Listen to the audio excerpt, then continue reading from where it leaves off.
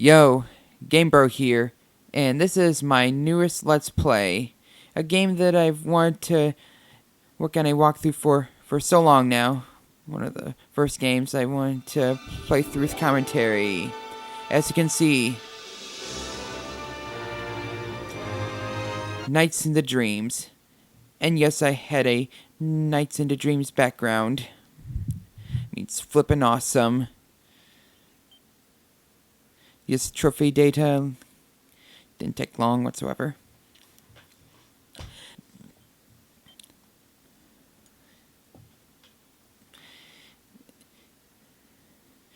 As you can obviously tell from the first few seconds, this is the PlayStation 3 version of the HD remake of one of the greatest Sega Saturn games ever created, along with one of the most creative games I have ever laid my eyes upon. It was a bit too loud for a second there. Hope you didn't hear that, but anyways, such an awesome pose and title screen.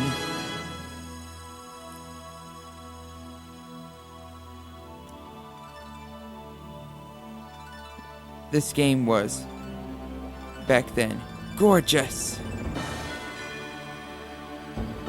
Especially these cutscenes.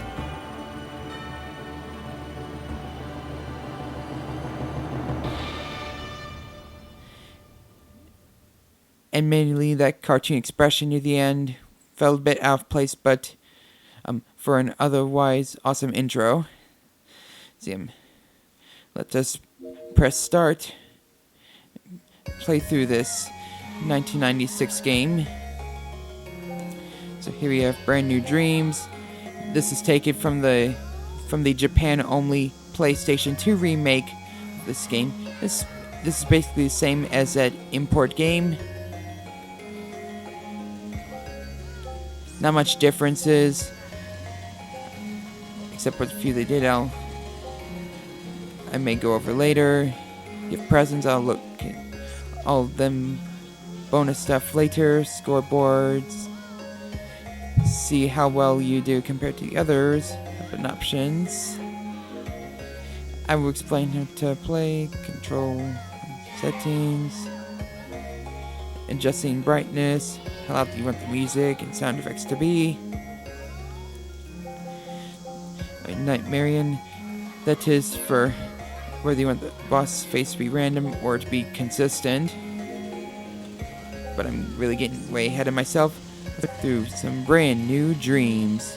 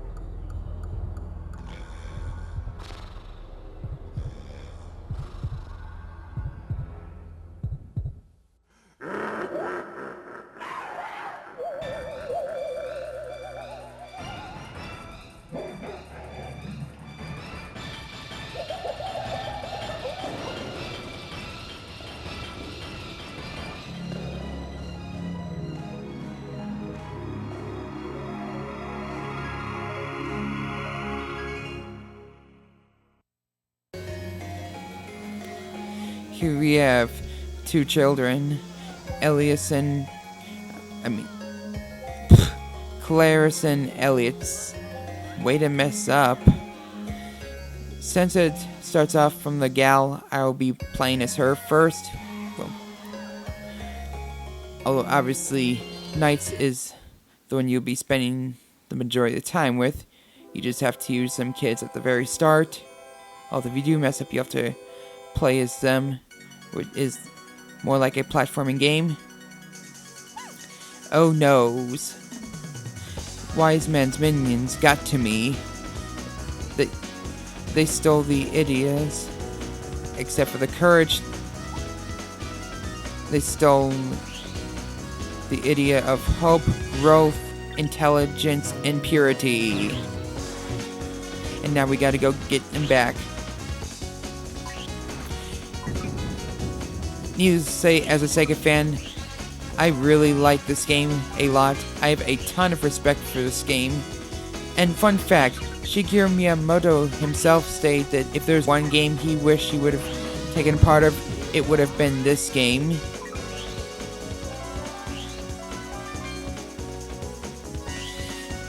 Get some. So now, you need to collect 20 of the blue chips and into the capsule. So the bonus round will start, and you could head back to the start screen, but I do not recommend it because you'll not get as good ranks, and even if you think you don't care about good ranking from the start of the game, well, you're going to have to get at least C ranking for all the stages in order to be able to go through the last 2 levels. I'm getting ahead of myself again, but that's one thing I would like to point out firsthand. If you're just gonna try to breeze through these levels as quickly as possible, try to finish the game very quickly, you can't so much do that without getting poor rankings. And rankings have absolutely nothing to do with how quickly you make it back to the start. It has everything to do with how much points you get until the time runs out. So let us go one more lap around. We've gone through this like 9 times already. These laps will most certainly get longer.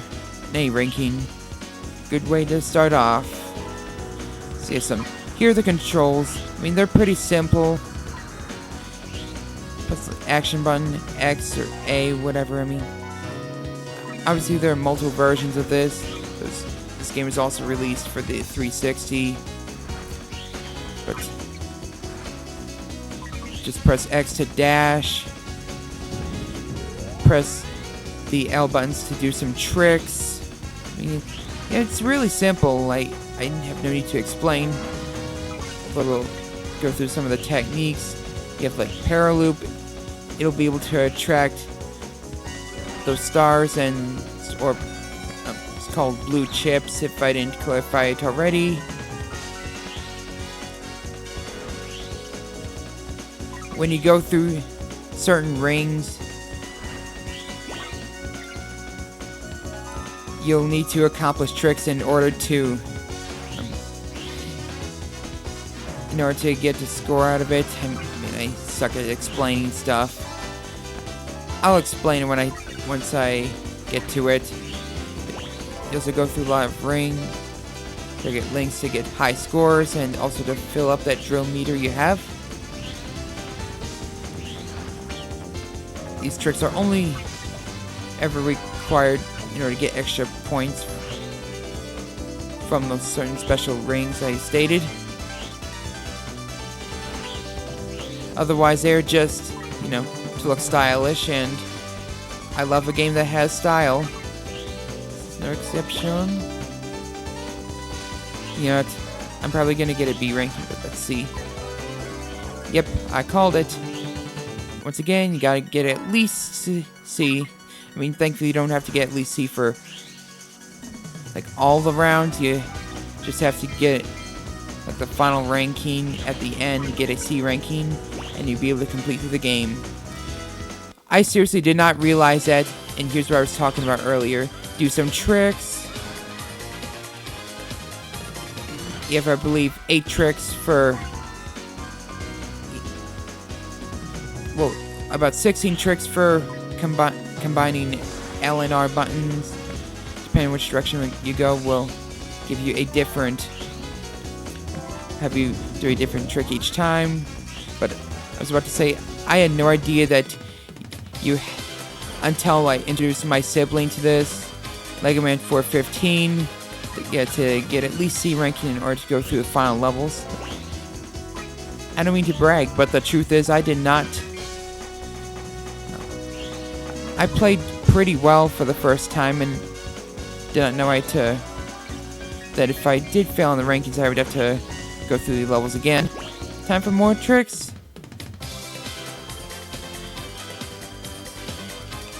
See how many I can get. Marvelous. If you can get 11, you'll get a trophy / achievement out of it. Performance thus far. And another one in like the same act too.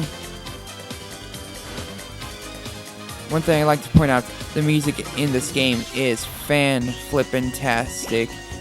I mean, admittedly, a few of the tracks are kind of forgettable compared to others. You really have to keep listening to them over and over again for them to be stuck in your head. Although a good chunk of them will definitely stick inside your mind. And sound effects, they're excellent sound effects too. The audio in this game is a huge plus, even if not all the tracks are super memorable. Nothing remotely ear-bleeding. They all sound good, don't get me wrong. And the graphics of this game, well, I've stated that this is that this game was actually a port of the Japan's only PlayStation 2 remake. Lucky Japan. Receiving some stuff that we Westerners don't.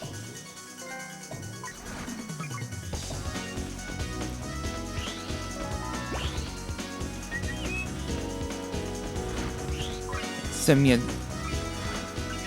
yeah, just to clarify, this is not Sega Saturn graphics. If it was, this would be wow, just wow. Beyond gorgeous for a 1996 game. But I've stated the other version, that is the Saturn version. It obviously does not look anywhere near as good as this. In fact, parts of it kind of have not aged super well. I mean, let's be honest, Sega fanboys. The draw distance in the Sega Saturn version, I mean, sure, the game looks nice, the animation is really good, it's very appealing to look at, but the draw distance, it is absolutely, for the most part, horrendous. So noticeable in some levels. I mean, nothing that'll ruin the game, but, you know, it's really noticeable, and I cannot, that's one of the few reasons I cannot call this game perfect.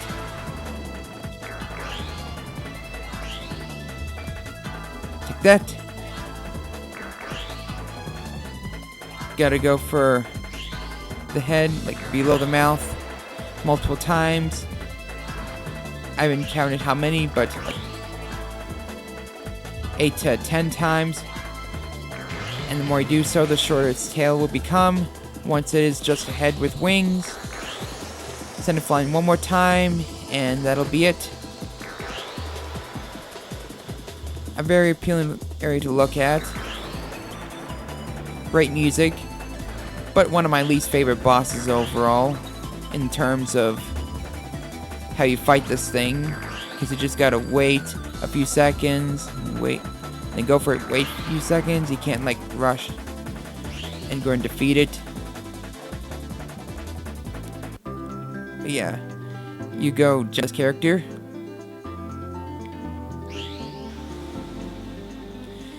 I mean, during boss battles, the draw distance isn't too terrible in the Saturn version, but in a lot of the stages, they're so undeniably noticeable. Like, was the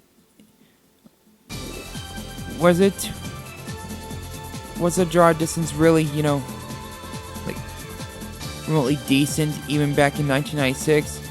I do have my doubts. And oh yeah,